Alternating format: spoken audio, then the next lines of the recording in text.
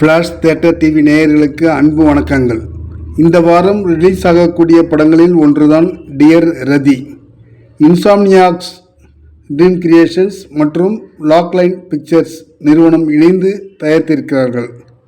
சரவண விக்ரம், ஹஸ்லி அமான், ராஜேஷ் பாலச்சந்திரன், சாய் தினேஷ் பத்ராம், யுவராஜ் சுப்பிரமணியம் இன்னும் பலர் நடித்திருக்கிறார்கள். பிரவீன் கே மணி இப்படத்தை எழுதி இயக்கியிருக்கிறார்.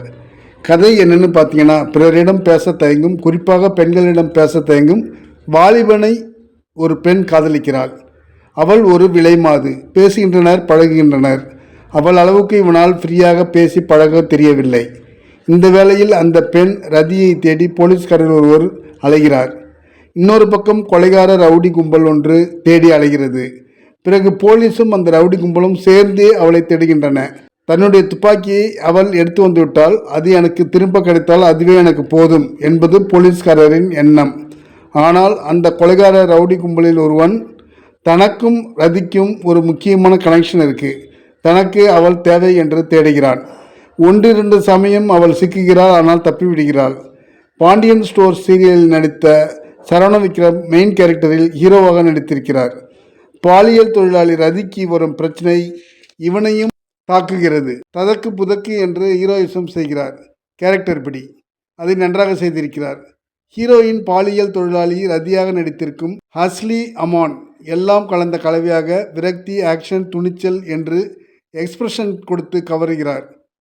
ஹஸ்லியிடம் அழகை காட்டிலும் அட்ராக்ஷன் இருக்கிறது.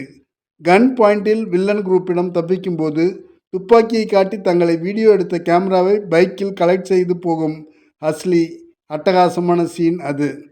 வில்லனாக நடித்திருக்கும் ராஜேஷ் பாலச்சந்திரன் நன்றாக வில்லத்தனம் காட்டி நடித்திருக்கிறார். அவர் கூட வரும் நண்பர் ஹோட்டலில் பிம்ப் வேலை செய்பவர், ஹீரோவின் ஃப்ரெண்ட், ஹீரோவின் பழைய காதலி, ஹீரோயினின் பழைய காதலன் என்று அங்கங்கே கேரக்டர்ஸ் முளைத்து கொண்டே இருக்கிறது. ஆனால் அவர்களுக்கான போர்ஷனில் அவரவர் பங்கு முக்கியத்துவம் இருக்கிறது. சரவணன் பழனிசாமி, தமிழ்ச்செல்வன், விஷ்ணு சந்திரசேகர், ஹரிணி திருவேங்கடம் போன்றவர்களும் முக்கியமான கேரக்டரில் நடித்திருக்கிறார்கள். ஜோன்ஸ் ரூபர்ட்டின் இசை ஓகே.